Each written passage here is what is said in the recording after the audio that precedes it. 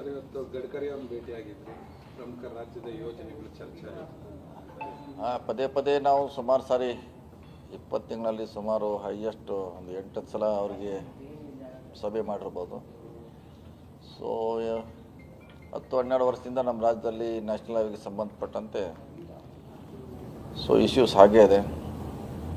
ಕಾಮಗಾರಿ ಮುಂದುವರಲಿಕ್ಕೆ ತೊಂದರೆಗಳಾಗಿದೆ. ಅದು ನಮ್ಮ ಕಡೆಯಿಂದನೂ ಆಗಿದೆ, ಅವ್ರ ಕಡೆಯಿಂದ ಕೂಡ ಆಗಿದೆ. ಪ್ರತಿ ಸಾರಿ ಮೀಟಿಂಗ್ ಮಾಡಿ ಸಾಲ್ವ್ ಮಾಡಲಿಕ್ಕೆ ಪ್ರಯತ್ನ ಮಾಡಿದ್ವಿ ನಾವು ನಮ್ಮ ಸರ್ಕಾರ ಬಂದ ಮೇಲೆ 20 ತಿಂಗಳಲ್ಲಿ.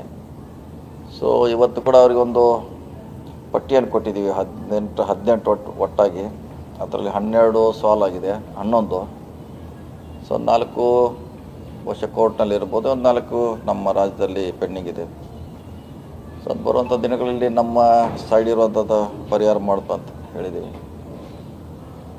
ಇಷ್ಟಾದರೆ ಎಷ್ಟೋ ಕರ್ನಾಟಕ ಅನುಕೂಲ ಆಗ್ತೈತೆ, ಒಳ್ಳೇದಾಗ್ತೈತೆ. ನಾವು ಬಂದ ತಕ್ಷಣ ಇಲ್ಲಿವರೆಗೆ ಸುಮಾರು ಸಾರಿ ಅಟೆಂಡ್ ಮಾಡಿದ್ದೀವಿ. ಕೆಲವು ಕ್ಲೋಸ್ ಆಗ್ತೈತೆ, ಮತ್ತೆ ಹೊಸದು ರಿಪೀಟ್ ಆಗ್ತಾನೆ ಇರ್ತಂಗೆ. ಹಂಗೆ ಪಟ್ಟಿ ಆ್ಯಸ್ ಇಟ್ ಈಸ್ ಹಾಗೆ ಇರ್ತದೆ. ಅವರು ಕೂಡ ಭಾಳಷ್ಟು ನಮಗೆ ಸ್ಪಂದನೆ ಮಾಡಿದ್ದಾರೆ, ಭಾಳಷ್ಟು ಅನುಕೂಲ ಮಾಡಿದ್ದಾರೆ. ನಾವು ಒಂದು 2-3 ತಿಂಗಳಲ್ಲಿ ಸಂಪೂರ್ಣವಾಗಿ ಎಲ್ಲ ಇಶ್ಯೂಗಳನ್ನು ಪರಿಹಾರ ಮಾಡಲಿಕ್ಕೆ ನಮ್ಮ ಇಲಾಖೆ ಸರ್ಕಾರ ಪ್ರಯತ್ನ ಮಾಡ್ತಾಯಿದ್ದೀವಿ. ಪ್ರಮುಖ ಯೋಜನೆ ಶಿರಾಡಿ ಘಾಟು ನಮ್ಮ ಕಡೆಯಿಂದ NOC ಕೊಟ್ಟಿದ್ದೀವಿ ನಮ್ಮ ರಾಜ್ಯ ಸರ್ಕಾರದಿಂದ. ಅವ್ರ ಅಲೈನ್ಮೆಂಟ್ ಅವ್ರು ಮಾಡಬೇಕಾಗಿದೆ. ಅಲೈನ್ಮೆಂಟ್ ಆದಮೇಲೆ ಫಾರೆಸ್ಟ್ ಕ್ಲಿಯರೆನ್ಸ್ ತೊಗೋಬೇಕಾದ್ದು ಅವ್ರ ಡ್ಯೂಟಿ ಇದೆ. ಹೀಗಾಗಿ ನಮ್ಮ ಕಡೆಯಿಂದ ಯಾವುದೇ ಪೆಂಡಿಂಗ್ ಇಲ್ಲ. ನಾವು NOC ಕೊಟ್ಟಿದ್ದೀವಿ, ಮುಂದಿನ ಕೆಲಸ ಅವ್ರು ಮಾಡಬೇಕು. ಸರ್, ಎಷ್ಟು ಕಿಲೋಮೀಟರ್ ಟನಲ್ ಇರೋದು ಒಟ್ಟಿಗೆ 3 ಕಿಲೋಮೀಟರ್ ಇದೆ. ಮಿಕ್ಕಿದೆಲ್ಲ ಓಪನ್ ಆಗಿದೆ ಅದು. ಅದನ್ನು ವೈಂಡಿಂಗ್ ಮಾಡಬೇಕಂತ ಗಡ್ಕರಿ ಅವರು ಕೂಡ ಭಾಳಷ್ಟು ಮಾನ್ಯ ಸಚಿವರು ಆಸಕ್ತಿ ಇದೆ ಅವರಿಗೆ. ಮಂಗಳೂರಿನಿಂದ ಬೆಂಗಳೂರಿಗೆ ಒಂದು ಕನೆಕ್ಟಿವಿಟಿ ಮಾಡಬೇಕಂತ ಸುಮಾರು ದಿನದಿಂದ ಅವ್ರಿಗೆ ಆಸಕ್ತಿ. ನಮ್ಮಿಂದ ತಿಳಿದ್ವಿ, ನಮ್ಮ ಕಡೆಯಿಂದ NOC ಕೊಟ್ಟಿದ್ದೀವಿ. ಮುಂದೆ ತಮ್ಮ ಇಲಾಖೆಯಿಂದ ಅದು ಮುಂದುವರಿಬೇಕಂತ ಅವ್ರಿಗೆ ಮನವರಿಕೆ ಮಾಡಿದ್ವಿ. ಯಾವುದ್ರೆ ಸ್ಟೇಟ್ ಗೌರ್ಮೆಂಟ್ ಕೆಲಸ ಮುಗೀತು, ನಾವು NOC ಕೊಟ್ಟರೆ ನಮ್ಗೆ ಮುಗೀತು. ಯಾಕಂದ್ರೆ ಮುಂದಿನ ಮಾಡಬೇಕಾದ್ದು ಅವ್ರು ಮಾಡಿ. ಈಗ ವೇಣುಗೋಪಾಲ್ ಅವರು ಭೇಟಿ ಮಾಡಿದ್ರು, ಭೇಟಿಯಾಗಿದ್ದು ಬಂದಾಗ ಒಂದು ಸಾರಿ ಭೇಟಿಯಾಗಿ ಆಗ್ತೀವಿ. ರಾಜ್ಯದ ಬಗ್ಗೆ ಕರ್ಟಸಿ ಕೂಡ ಇರ್ತೈತಿ ಒಂದು ಸಾರಿ. ಸಾಮಾನ್ಯವಾಗಿ ಇವತ್ತು ಭೇಟಿಯಾಗಿದೆ ಅಷ್ಟೇ, ನಿನ್ನೆ ಅವರಿಗೆ. ಈಗ ಸ್ಟೇಟಲ್ಲಿ ಸಾಕಷ್ಟು ಬೆಳವಣಿಗೆ ನಡೀತಿದೆ, ಹನಿ ಟ್ರಾಪ್ ವಿಚಾರ ಬಗ್ಗೆ ನಡೀತಾ ಇದೆ. ಅದ್ರ ಬಗ್ಗೆ ಏನಾದ್ರು ಡಿಸ್ಕಸ್ ಇಲ್ಲ, ಅದ್ರ ಬಗ್ಗೆ ಡಿಸ್ಕಷನ್ ಇಲ್ಲ. ಅದು ಇನ್ನೂ ಅಲ್ಲಿ ರಾಜ್ಯಕ್ಕೆ ಸಂಬಂಧಪಟ್ಟಂಥ ವಿಚಾರ. ಅವರು ಸಚಿವರು ದೂರು ಕೊಟ್ಟಾಗ ಪೊಲೀಸರು ತನಿಖೆ ಮಾಡ್ತಾರೆ. ಇಲ್ಲಿ ವಿಚಾರ ಡಿಸ್ಕಸ್ ಮಾಡೋಂಥದ್ದು ಏನು ಇಲ್ಲವೇ ಇಲ್ಲ. ಡೆಲ್ಲಿ ಈಗ ರಾಷ್ಟ್ರದಾದ್ಯಂತ ಈ ವಿಚಾರ ಚರ್ಚೆ ಆಗ್ತಾ ಇರ್ತಕ್ಕಂಥದ್ದು. ಯಾಕಂದ್ರೆ ಸದನದಲ್ಲೇ ಒಬ್ಬ ಮಿನಿಸ್ಟರ್ ಈ ಒಂದು ಹೇಳಿಕೆಯನ್ನು ಕೊಟ್ಟಿರ್ತಕ್ಕಂಥದ್ದು. ಹಾಗಾಗಿ ಇದ್ರ ಬಗ್ಗೆ ಡಿಸ್ಕಷನ್ ಆಗ್ತಾ ಇಲ್ವಾ? ಡಿಸ್ಕಷನ್ ಆಗಿದೆಯಲ್ಲ, ಮೊನ್ನೆ ಆಗಿರ್ಬೋದು. ಮೊನ್ನೆ ಖರ್ಗೆಜಿ ಅವರು ಸಿದ್ದರಾಮಯ್ಯ ಭೇಟಿಯಾಗಿದ್ದಾರೆ. ಅವ್ರ ಅಂತಲ್ಲಿ ಏನೋ ಆದ್ರೆ ಆಗಿರ್ಬೋದು, ನಮಗೆ ಗೊತ್ತಿಲ್ಲ, ಆಗಿದೆಯಿಲ್ಲ.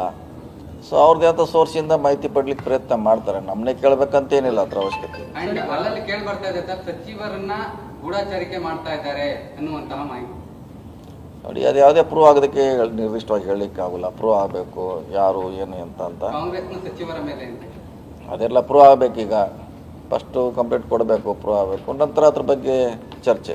ಸರ್, ಈಗ ಕಂಪ್ಲೇಂಟ್ ಕೊಡೋ ವಿಚಾರಕ್ಕೆ ಈಗ ಸದನದಲ್ಲಿ ನಿಂತ್ಕೊಂಡು ಹೇಳುವಂತ ದಿನ ಏನ್ ಕಾನ್ಫಿಡೆನ್ಸ್ ಇತ್ತು ರಾಜಣ್ಣ ಅವರ ಹತ್ರ, ಈಗ ಕಾನ್ಫಿಡೆನ್ಸ್ ಎಲ್ಲೂ ಕಾಣಿಸ್ತಾ ಇಲ್ಲ. ಅದಂಗೆ ಕಾನ್ಫಿಡೆನ್ಸ್ ಅವರು ಕಂಪ್ಲೇಂಟ್ ಕೊಡಕ್ಕೆಲ್ಲೂ ಕೂಡ ಮುಂದಾಗ್ತಾ ಇಲ್ಲ. ಆ ಒಂದು ಕಾನ್ಫಿಡೆನ್ಸ್ ತೋರಿಸ್ತಾ ಇಲ್ಲ. ಈಗ ಗೃಹ ಸಚಿವರ ಭೇಟಿ ಆದ್ರು, ಸುಮ್ಮನೆ ಅವ್ರಿಗೆ ಮನವಿ ಮಾಡಿ ಬಂದಿದ್ದಾರೆ, ಕಂಪ್ಲೇಂಟು ಕೊಟ್ಟಿಲ್ಲ.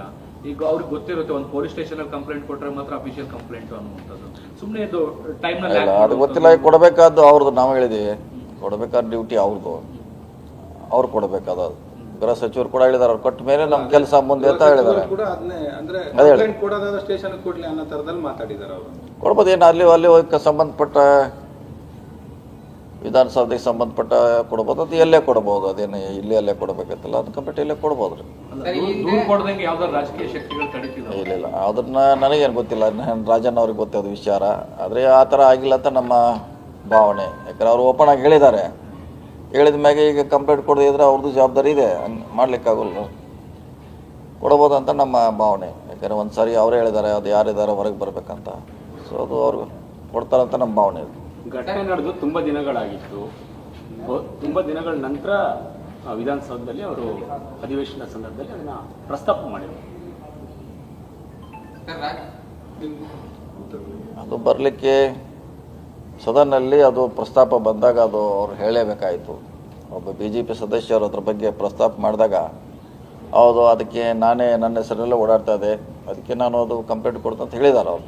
ಹೀಗಾಗಿ ತಡ ಆಗಿರ್ಬೋದು, ಇಲ್ಲ ಅಂತ ಹೇಳಲಿಕ್ಕೆ ಆಗಲ್ಲ, ಈಗೂ ಅವಕಾಶ ಇದೆ, ಕೊಡ್ಬೋದು. ಸರ್, SIT ಮೇಲೆ ಯಾವುದೇ ರೀತಿಯಾದ ನಂಬಿಕೆ ಇಲ್ಲ ಅನ್ನುವಂಥ ಮಾತನ್ನ ಹೇಳಿದ್ರು ರಾಜಣ್ಣವರು. ಆದ್ರೆ ಇವತ್ತಿನ ಬೆಳವಣಿಗೆ ನೋಡಿದ್ರೆ ಎಲ್ಲೋ ಒತ್ತಡ ಆಗ್ತಾ ಇದೆ. ಇಲ್ಲ ಗೊತ್ತಿಲ್ಲ. ಈಗ ಈ ಒತ್ತಡ ನೀವು ಅವ್ರನ್ನೇ ಕೇಳ್ಬೇಕು, ಒತ್ತಡ ಮಾಡಿದಾರೆ ಇಲ್ಲ ನನಗೆ ಹೆಂಗೆ ಗೊತ್ತಾಗಬೇಕು? ನನಗೆ ಹತ್ರ ವಿಷಯ ಗೊತ್ತಿಲ್ಲ. ಕೊಡ್ತಾರೆ ಅನ್ನೋದು ಅಷ್ಟೇ ನಮಗೂ, ಯಾಕಂದ್ರೆ ಎಫೆಕ್ಟೆಡ್ ಪರ್ಸನ್ ಅವರೇ ಕೊಡ್ಬೇಕದಷ್ಟೇ. ಸರ್, ಈಗ ಮನವಿ ಅಷ್ಟೇ ಮಾಡಿದ್ದಾರೆ ಪರಮೇಶ್ವರ್ ಅವರಿಗೆ. ಇದೊಂದು ರೀತಿ ಅಂದ್ರೆ ನೋಡುಗರಿಗೆ ಇದೊಂದು ರೀತಿ ನಾಟಕೀಯ ಬೆಳವಣಿಗೆ ಆಗ್ತಾ ಇದೆ. ಇಲ್ಲ, ಇದನ್ನ ಏನು ಕೇಳಿ ನೀವು ರಾಜಣ್ಣ ಅವ್ರಿಗೆ ಕೇಳಬೇಕು. ಈಗ ಅದಕ್ಕೆ ನಾವು ಉತ್ತರ ಹೇಳಕ್ಕೆ ಆಗೋಲ್ಲ, ನಾಟಕಿನೋ ಅಥವಾ ಸೀರಿಯಸ್ ಇಲ್ಲ ಅಂತ ಅವ್ರು ಹೇಳ್ಬೇಕಾಗುತ್ತೆ. ಸರ್, ಈಗ ಹೈಕಮಾಂಡ್ ಈ ಪ್ರಕರಣವನ್ನು ಗಂಭೀರವಾಗಿ ಪರಿಗಣಿಸಿರುತ್ತೆ. ಸದನದಲ್ಲಿ ಪ್ರಸ್ತಾಪ ಮಾಡುವಂತ ವಿಚಾರನ ಇದು ಅನ್ನುವಂಥದ್ದೇನು ಪ್ರಶ್ನೆ ಮಾಡಿಲ್ಲ ಇದರಲ್ಲಿ. ಅಂದರೆ ಈ ವಿಚಾರವನ್ನು ಸದನದಲ್ಲಿ ಪ್ರಸ್ತಾಪ ಮಾಡಬೇಕಿತ್ತ, ಪಕ್ಷದ ವೇದಿಕೆ ಇತ್ತು, ಸಚಿವ ಸಂಪುಟ ಇತ್ತು, ಮುಖ್ಯಮಂತ್ರಿಗಳಿದ್ರು, ಕೊನೆಗೆ ಎಲ್ಲಿ ಹೋದ್ರೂ ಪಬ್ಲಿಕ್ ಏನಲ್ಲ, ಅದು ಸದನ ಹೇಳಿದ್ರು ಅಷ್ಟೇ, ಅದು ಮುಖ್ಯಮಂತ್ರಿಗಳಿದ್ರು ಅಷ್ಟೇ, ಕಂಪ್ಲೇಂಟ್ ಕೊಟ್ಟರು ಅಷ್ಟೇ, ಅದು ಮಹತ್ವ. ಸೊ ಅವ್ರಿಗೆ ಅನ್ಯಾಯ ಆಗಿದೆ, ಅವ್ರು ಕೇಳಿದಾರೆ, ಅದ್ರಲ್ಲಿ ಏನು ತಪ್ಪಿಲ್ಲ ಅಂತ ನನ್ನ ಭಾವನೆ. ಈ ಪ್ರಕರಣವನ್ನು CBIಗೆ ವಹಿಸಬೇಕು ಅನ್ನುವಂತ ಒತ್ತಾಯ ಆಗ್ತಾ ಇದೆ. ಬಿಜೆಪಿ ಅವರು ಒತ್ತಾಯವನ್ನು ಮಾಡ್ತಾ ಇದ್ದಾರೆ. ನಮ್ಮ ಪೊಲೀಸರು ಇದ್ದಾರಲ್ಲ, ನಮ್ಮ ಪೊಲೀಸರು ಇದ್ದಾರೆ, ಅವರೇ ಮಾಡ್ತಾರೆ. CBI ಅವಶ್ಯಕತೆ ಇಲ್ಲ, ನಮ್ಮ ಪೊಲೀಸರು ಮಾಡ್ತಾರೆ. Okay, thank you.